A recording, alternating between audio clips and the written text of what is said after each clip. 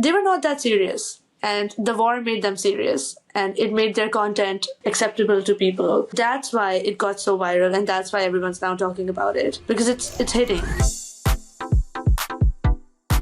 If you spent time on social media over the past 6 weeks, you might have encountered these LEGO videos about Donald Trump and the US government. These videos have gone viral, amassing millions and millions of views across platforms and spurring endless copycats. And there's strong evidence that these LEGO videos are actively reshaping Americans' perceptions of our war with Iran. Areeba Fatima is a journalist for Dropsite News. She's been reporting on these LEGO videos and the team behind them. They're called explosive media, and it's a group of seemingly Gen Z Iranians who are making incredibly effective political propaganda. But that's actually not how explosive media started. Today, Areeba is joining me to break down the rise of political messaging through LEGO videos, talk about the inside reporting she's done on explosive media, and break down what her findings reveal about how the internet is shaping modern warfare. I also interviewed a member of explosive media myself, and if you want to listen to that interview and hear directly from the Iranians making these LEGO propaganda videos, you can watch that interview on my Substack or Patreon, both linked below as a bonus episode. Currently, I have no brand sponsors, so my work is solely and completely funded by people like you. So please, please click the links below and support my work. Now, without further ado, we're going to talk to Areeba. Hi, Areeba. Welcome to Power User. Thank you so much for bringing me here today.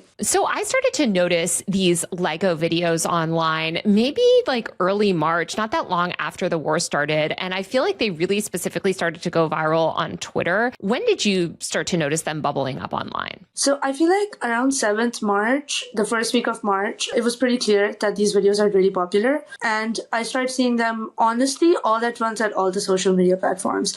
They were on TikTok, they were on YouTube, they were on Instagram. And this kind of virality for content that is totally animated. There's no sense of factual news in it. It's literally just for fun. This kind of content was getting so viral, and I didn't really understand why LEGO and who is really doing this. For initially, it honestly felt like this was just a bunch of kids here in the US or something. I think the first video that came out was more about Netanyahu and Trump's little LEGO versions signing a deal together. Epstein was featured in the video. The Minab school strike was directly referenced in the video. And that was like a big thing. I think a lot of people were already talking about the school strike on multiple social media platforms. So when they started seeing this video that showed, honestly, quite like a sad imagery of all these like kids being bombed, that picked it up. From that point onwards, I feel like it was just a snowball effect. All these activist groups on Instagram, like New York Indivisible, they started publishing these videos regularly. It's interesting you mentioned that the Indivisible page was sharing it. I started to notice these videos get a lot of traction with like liberals, and specifically kind of like mainstream normie liberals that I think are already consuming a huge amount of like anti-Trump AI slop online. And this kind of just seemed to like feed right into it. It was definitely more critical of Israel, like you mentioned. What stood out to me is that so many of these like kind of normie liberal accounts were comfortable sharing, you know, this video that villainized Netanyahu and Trump. And I think it just speaks to kind of like how against the war they are, and the fact that they will share kind of any anti-Trump content, even if it is, you know, from Iran. Yeah, I think Trump was like the biggest thing. There was a lot of sentiment already in people that this war is just not something that they're behind. And it was after that poll went viral, that 67% Americans don't want this war to go on. This kind of resonated with a lot of people. Although I would say that it has all the hallmarks of war propaganda, because a lot of stuff is basically very sanitized. Like, for example, when the pilot was captured, they published a video showing the Iranian villagers shooting at the plane. And it came out like within a few seconds of when that news broke on the news wires. So it was very interesting how closely they were coordinating with the war. And because it was such a direct commentary so soon, it almost felt like people are part of some kind of like a Lego series on the war as it is happening. Yeah, I think the format of the Lego videos, like you said, it's kind of like it's sanitized in a way where like you see like rivers of blood and all this other stuff, but it almost feels like a game or like you're watching video game footage. I'm also just thinking of like the Lego movie, and like Legos are this like iconic American kind of brand. And I mean, they're not a video game, but I feel like it lets people kind of like almost put themselves in a video game scenario. We've seen video game footage already used in different wars, often misappropriated by the White House or used in propaganda films. But this seems kind of like cartoony almost. And it does make it feel like almost you're like following different characters in this like cartoon, war. And these are very well-defined characters. They have each episode, like little episode, it has a villain, and there's like this big devil at the end that everyone meets. So it's almost fantastical. It's a very mythological version of what was happening in the war. And I think it made people feel like they were part of the behind the scenes, which they actually had no idea about. Because when Trump went to war, everyone was just wondering, wait, why is this happening? Didn't we just destroy all the nukes in the 12-day war last year? So what's up? And it made everyone feel like they were a part of that room where Lego Netanyahu and Lego Trump are making these decisions and signing these deals and looking at these Epstein files. It's also really interesting in a lot of these little videos. Every time they show Trump, they show him with a little doll and a phone. So it's very consistent, the kind of animation they're doing. It's consistent across the different videos. So they're trying to create this narrative around. Netanyahu almost always gets like little horns towards the end of the video when things are reaching a climactic point. And all the Iranian leaders, they look like they're very well shaved and groomed, and these little Lego toys like Lego Abbas Araghchi and Lego Ghalibaf, they're all there. So it's a full action-packed sequence, every little clip. And I think it is just this high production value that really shocked everyone, because how the hell is this happening in Iran? I know. It's like they barely have internet. I think also the songs are so catchy. Like past propaganda was often very like, it had much more like religious iconography. This kind of content, it just feels so internet native. And they have this like what sounds like an American rapper, it's probably generated by AI, like rapping over, singing these songs that they've now put on Spotify as well. I think they have like tens of thousands of listens, and it's just catchy. Like I literally hear that like LOSE's our song in my head, like over and over.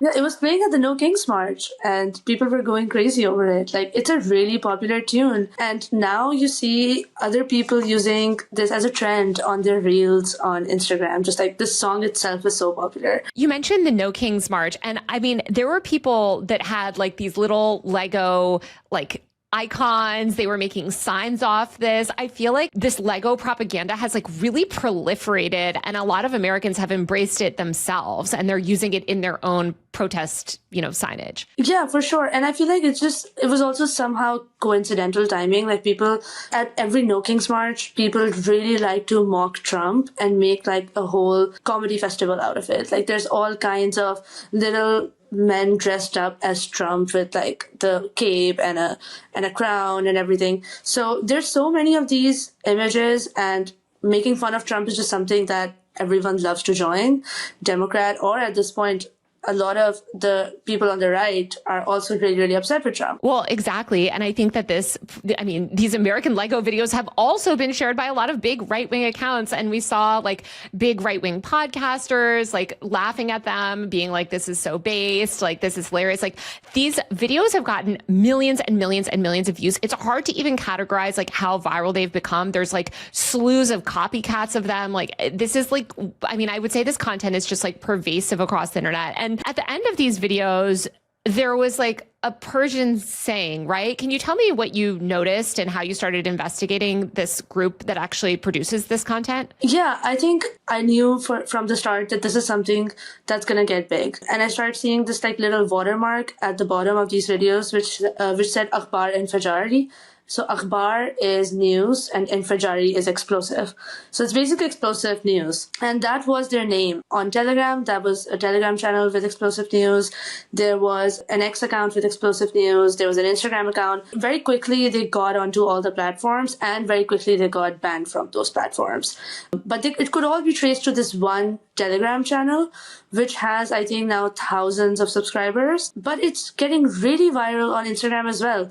The Instagram account, despite being blocked and despite these guys having to make it again and again, I think around 23rd March, both the Instagram account and the X account kind of solidified. And ever since then, it's pretty much been the same account.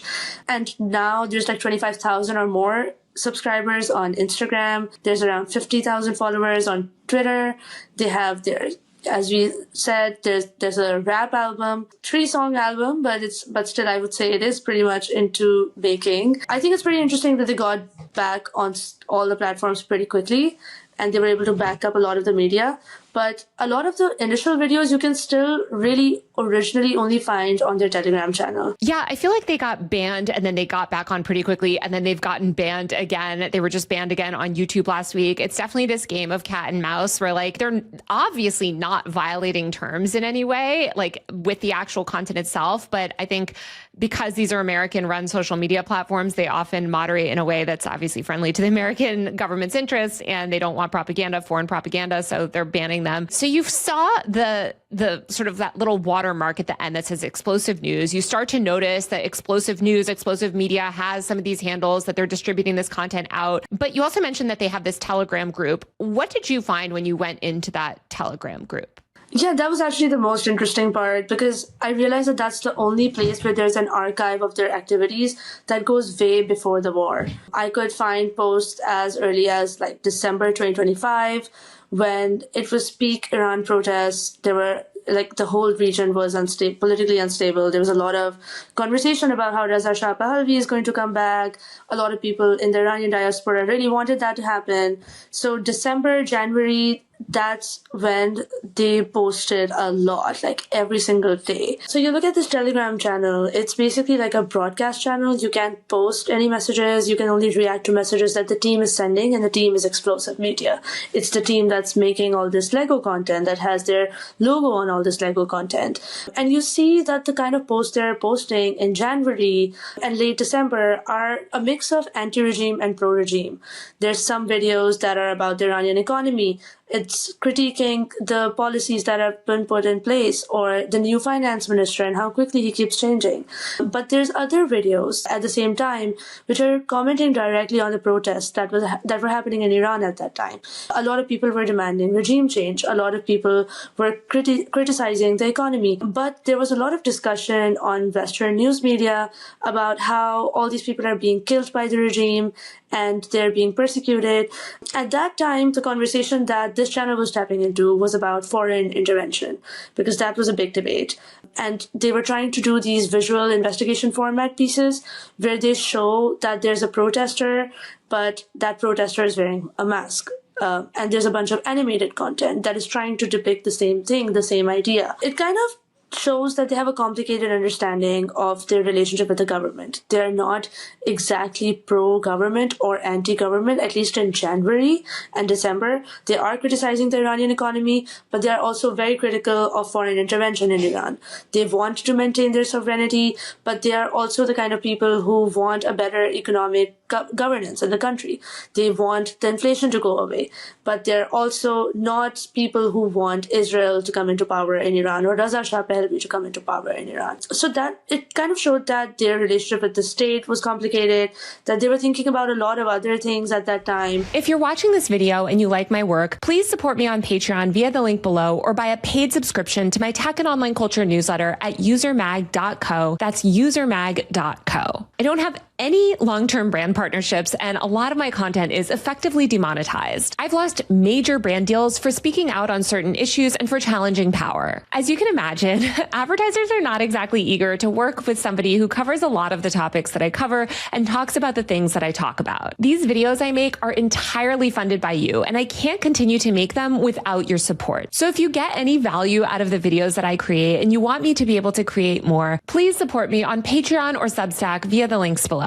On Patreon, I do bonus episodes, monthly Q&A live streams, and post frequent updates about my work. My Substack newsletter gives you a bi-weekly roundup of everything that I'm seeing and reading and paying attention to online. You can also get my newsletter on Patreon. Once again, the links to everything are below in the description. Every dollar of your support makes such a difference. It's interesting what you're saying about this channel not just being like a complete government mouthpiece channel way back in December and January, because I think if you look at the content from Explosive Media now, obviously they're best known as like Iranian propagandists. People are like, oh my God, we love the Iranian propaganda, etc. But back then, it sounds like the original kind of founding of Explosive Media was not necessarily for propaganda, and it was I guess seemingly to like kind of cover a range of issues. In addition to all of this sort of like commentary on like the political and economic system at the time, were they sharing any other kind of content? Yeah, there was a lot of stuff about exams. They were worried about giving exams, a lot of meme content about that. And there were a lot of young people featured in these videos. I could literally not find someone who looked older than 30, 35, to be honest, in all the keyframes I searched. And there was a lot of content about sports. They were picking up old videos of footballers, but some of their best goals being featured. They were talking about La Liga, which is this big football league. It made me think that these people must be very young. They're interested in sports. They're worried about their exams, and they're interested in watching Iranian films and recommending them to their subscribers, however many they have on Telegram. So that was pretty interesting, and it made me feel like they were trying to have a lot of fun with their content before the war started. You could see that they were also using a lot of references to American media. They were talking about articles published on the New York Times. In January, they were very interested in Nicolas Maduro. They were showing a lot of footage from Maduro and his wife being taken to the court in Brooklyn. They were also talking about how Maduro being kidnapped was illegal. So there was a lot of commentary on international news, especially Venezuela. And there was a lot of commentary about Russia, about India, just talking about how India is still buying Russian oil, despite the fact that America doesn't want it to. I feel like they really had their hands on the American pulse, like what are people consuming, what pop culture references are they watching and sharing, especially the Olympics. They were sharing a lot of content from the Olympics, JD Vance being at Olympics. And it felt like they could connect with a lot of young American people. Like if this team met young American leftists who you could see at Mamdani rallies, who you could see in rallies that happen in Brooklyn, it seemed like they would love to talk to each other about these memes and about the political content that they were all consuming. It feels like a lot of their content that was in just Iran, like about maybe the films, we might not be fully able to understand or relate to here, but they were really watching everything. And they were in on all these jokes since before the war started. They knew what people were talking about, how Israel is kind of whispering into Trump's ear, and then Trump does something, and that's reported in their little videos and snippets. One thing that I feel like is so interesting that we've seen with like the globalization of social media, and ironically, Iran has like been pretty cut off from this because of their like localized internet, kind of like how China is technically cut off, although there's VPNs everywhere, is like, it seems like, especially when it comes to young people, they're able to connect across borders. Like, I mean, we saw this with when the beginning of the genocide in Palestine, when these young Palestinians would get on TikTok and share about their lives. And like you said, talk about like internet culture, pop culture, and like online culture stuff that resonates almost no matter where you are in the world. It's in a lot of ways American, like we generate so much culture, but it spreads so much. And I don't know, I think it's interesting that there's this sort of like global class of like young people that are all kind of like culturally adjacent to each other because of the internet, no matter where they are. Yeah, I felt like they could really connect with the kind of discussions that were happening here in New York. And there was, for example, during December, there was a lot of Christmas content, and they were sharing a lot of little Christmas reels. Even one of the people who appear in the video again and again, there was this one AI-generated photo of this guy sitting like this in front of a Christmas tree. It was very interesting to see that they were really trying to make a comment on everything that was happening. What sort of content were they sharing? Like when we're talking about, you know, the discussion in the Telegram groups back before the war, obviously they're most known for making these like iconic Lego videos now, but were they sharing like AI generated content back then? Was it mostly memes? Was it mostly like link posts? Like what did Explosive Media's content look like? Yeah, honestly, a significant part of it was just also weather updates and landscapes, like just videos of snowfall in Iran, in different parts of Iran. They have a particular obsession with how people deal with snow in Japan. So there were a lot of videos about snowfall in Japan. But what was more significant to the build-up to how their content changed when the war happened? For example, there was a bunch of videos about Jeffrey Sachs and what he's been talking about. He's a Columbia University professor, and he talks about how sanctions have hurt the Venezuelan economy, how they've hurt the Iranian economy, on a bunch of left-wing podcasts here in the US. So it was interesting to see him there. Obviously, there was a lot of commentary on Gaza and Israel and the genocide happening in Gaza and the fact that American military aid is complicit in that. Every time there was a protest reference, they talked about the No Kings March. They actually made an AI-generated video about the No Kings March showing their content. Wait, they did? They did, and it's so self-referential. It's kind of like young people in America and the young people in Iran are trying to have this conversation with each other through memes, and they were responding. So they featured the No Kings March in one of their videos later on. There's a lot of commentary on AI as well. When it comes to AI, they were talking a lot about how to circumvent sanctions, how to use a VPN, how to use Google Gemini by using a VPN. They were talking about stuff like AI benchmarks and evaluations and what new things are happening.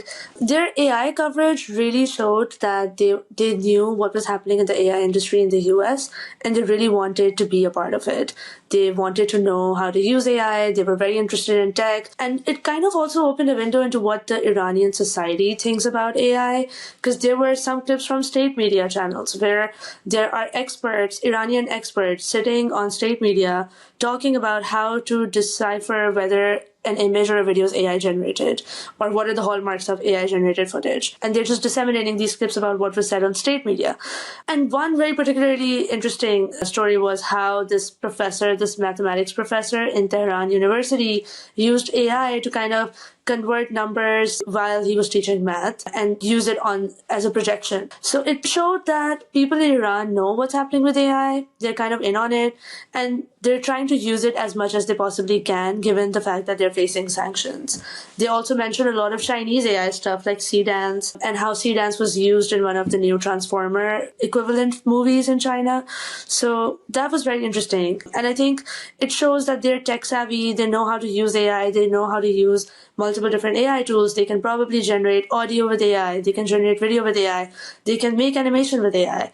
And that's what they were doing with Lego. It's so interesting. I mean, like, the AI stuff really has pervaded the whole world. When I did a story on these AI slap channels back when I worked at the Washington Post, I interviewed people that were running like a lot of these like AI slap YouTube channels, and they were all over, especially in India, but also in South Asia, Africa, South America. Like, it just seems like there's a lot of people in foreign continents that recognize the value of using AI to reach people, especially in America, and shape Americans' perceptions around certain issues or topics or whatever, or they just want to make money on YouTube Shorts.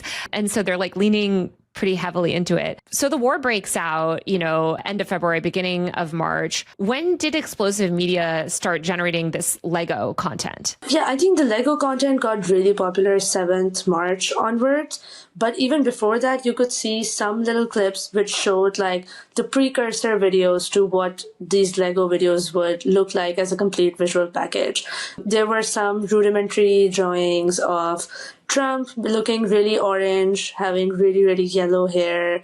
There were some rudimentary drawings of Netanyahu looking like a red devil bear. And they were already using AI to do commentary on Trump. They even had a Persian song about Trump, and it was a full animated video, clearly looked AI generated. But the Lego visual package got very coherent 7th March onwards. That's when their first Lego video came out. And before that, they were also using AI-generated videos for other war-related content. I remember there was this one video which showed the Native Americans, it showed people in North Korea, it showed people in Iran, it showed people in Palestine, just like trying to build this narrative of all these countries which are or have been at war with America, or have like this anti-imperialist history, or local movements which are kind of opposed to American intervention in their foreign policy. They were trying to build this narrative, and they were trying to use AI to do it.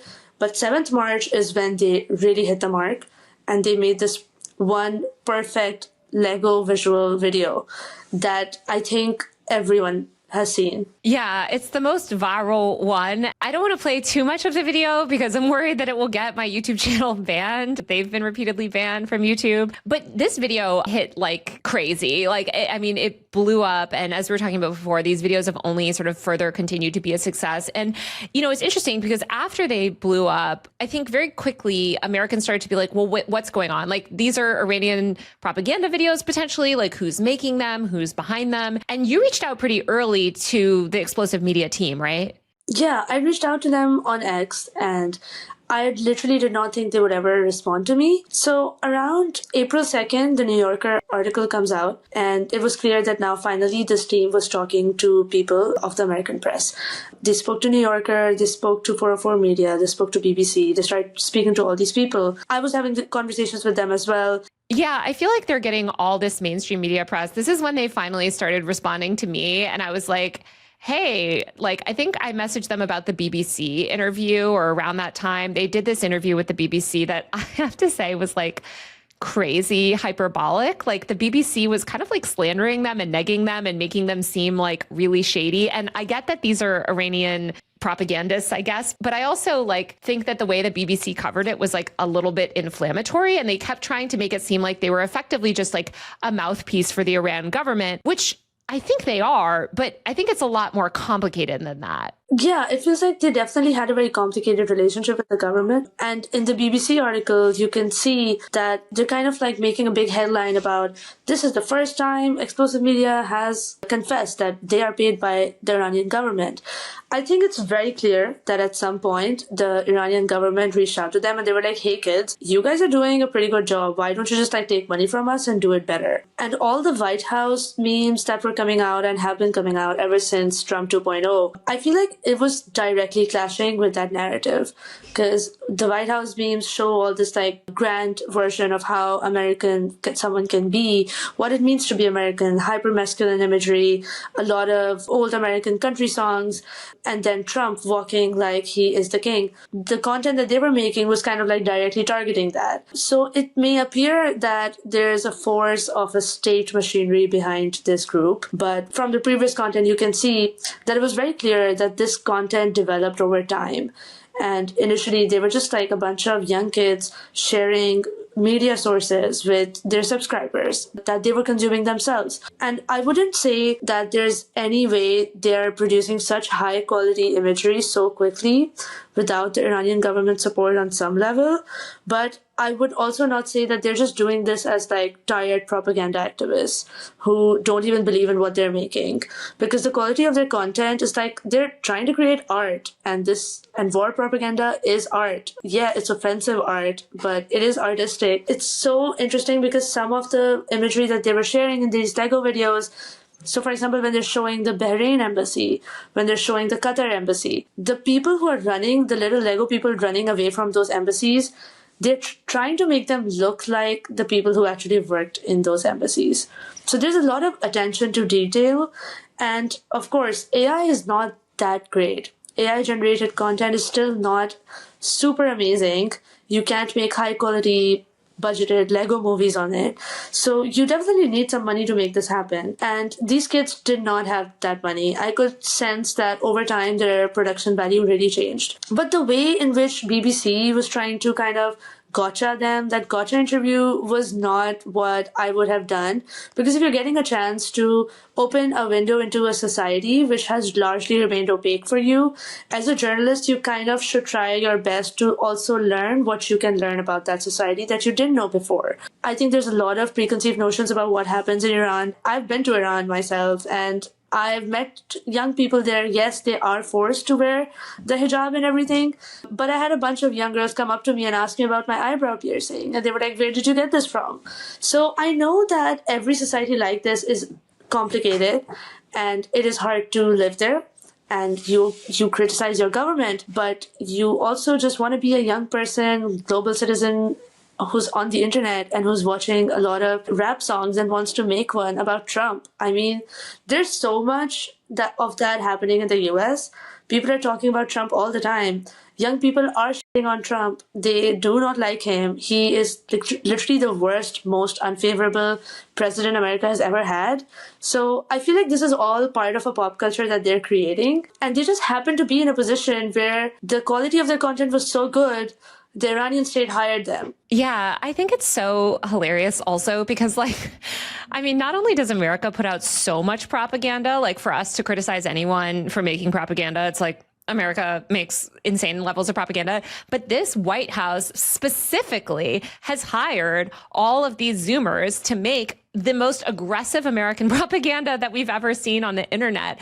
And so I think it's like, I mean, should we be skeptical of state propaganda? Yes, I'm very skeptical of American state propaganda as well, which is like also shoved down our throats. And so I think much the way that like, I guess Elon Musk at Doge was like hiring random posters off Twitter that he found, you know, that were already posting like effectively white nationalism. The Iranian government likely, you know, like you mentioned, saw what these kids were doing and were like, wow, this is clearly hitting. We like the message. The explosive media said themselves on Twitter repeatedly that like they consider it an honor to work for the government and, you know, and that they want to support their people against American imperialism, which I completely understand as well. It's like, if you're getting bombed by America, you hate Donald Trump, you're making this content already, and then, you know, the government comes and says, hey, we want to pour gasoline on the fire. Like, it just doesn't seem, you know, that different from what Donald Trump is doing. And that's the thing, right? Like, they were already doing this. They were commenting on international politics. They were using AI to do it. All the seeds of what this movement of Lego media looks like was already present. These seeds had been sown in December, in January. You could see it in their content. And yes, they have a complicated relationship with their government. They are also religious people. Like, a lot of these videos, you can see the actual members of the team talking to the camera, either doing a news report or just doing a vlog. I remember there was this one really funny one where they talk about Area 51 and they share a bunch of clips of Obama's interview when he was questioned about Area 51 and when Trump has been questioned about Area 51. So they were not that serious, and the war made them serious, and it made their content more serious and seriously acceptable to people. And that's why it got so viral, and that's why everyone's now talking about it. Because it's hitting. And I think that it's hitting in large part because of this sort of like global, I don't want to say like solidarity, but like certainly understanding of culture. And like, I think the internet is so global, even despite the fact that Iran has all of these, you know, firewalls up, and America is increasingly building firewalls. Like, you know, VPNs are a thing, and culture travels. And I think the language of the internet is so pervasive that they've really been able to tap into it effectively. Honestly, just the way that a lot of the people hired by the Trump administration have also been able to tap into it. Like, I know that they're not as good as the Iranians lately, but, you know, Donald Trump got into power through the internet. His entire first presidency as well was defined by the internet, and like through posters and through leveraging, effectively putting out propaganda through the internet. And this is also a very global phenomenon. Like, I feel like a lot of people have this misconception that internet culture or meme culture is like just so big in America. Like, Nepal literally voted on their prime minister on Discord. In Pakistan, when this recent government came into power and hosted a fake elections in 2024, the internet was banned and mobile internet was shut down, and people were kind of like coordinating electoral symbols by making AI bots and stuff so that they can know exactly which polling station to go to. So I think there's like, it's happening all over the world, and it is happening now in Iran as well. I think it's also like important for people. I don't know. I've posted a little bit about this, and people are like, it's so bad. How can you glorify Iran as a horrible country that's oppressing its people? And how can you glorify their propaganda? Blah, blah, blah. There are like those people online as well. And what I would say to them is like, again, you can criticize these regimes. Hopefully you criticize the American oppressive government as well, which is doing atrocities around the world and murdering girls' schools and murdering people and, you know, committing genocide. But also like recognize that, like you said, the people are not necessarily the government. Even those doing propaganda for the government are still like people. And it's worth like understanding why certain propaganda works well and like what it taps into even here in America, so that you can better understand people around the world and understand the motivations and the messages, you know, that they're trying to kind of get out. I think it's important for us to understand that. I don't think this is like 1995 and we're just going to wait for like the New York Times to report on what we should think of Iran. I think we can like hear directly from their propagandists, I guess, or whatever. I could see over time that they had been trying to be a part of this larger internet culture online. What has really been preventing them has been sanctions. They were trying to post these stories and share information about how to use the VPN to make an account on X, or how to use the VPN to use Google Gemini. And that really shows that these people are also people who just want to be like in a group of young people from all over the world who are maybe anti-imperialist or progressive leftist. Yeah, some of them are crazy religious as well. But that's the kind of vibe that I thought I got from this group of kids. And just the fact that they got rolled into the war, it's very much like the rest of us. We got rolled into Trump's war. We had no idea what was going to happen. And this is how it ended up affecting them. It rose them to the ranks of state media for Iran, which I don't think they were anticipating to do. I don't think that was on their checklist, that this is going to be my 2026 gig. Like, that's not what they were thinking. Well, Areeba, thank you so much for joining. Where can people continue to follow your work? They can follow me on X or Instagram at Areeba Fatima A. And there's also a link to my Substack. Amazing. Well, thank you so much again for joining. Thank you. All right, that's it for this week's episode of Power User. Once again, if you want to watch the full interview between me and representatives from Explosive Media, the Iranian group making all of these videos, please click the link below and support me on Patreon or Substack. It'll be coming out as a bonus episode later today or tomorrow. I currently have 0 advertising sponsors or brand partners, so my work is entirely funded by you. Your support is the only way I can continue to make these videos and produce my podcast. Thank you so much, and I'll be back next week with a brand new episode of Power User. See you then.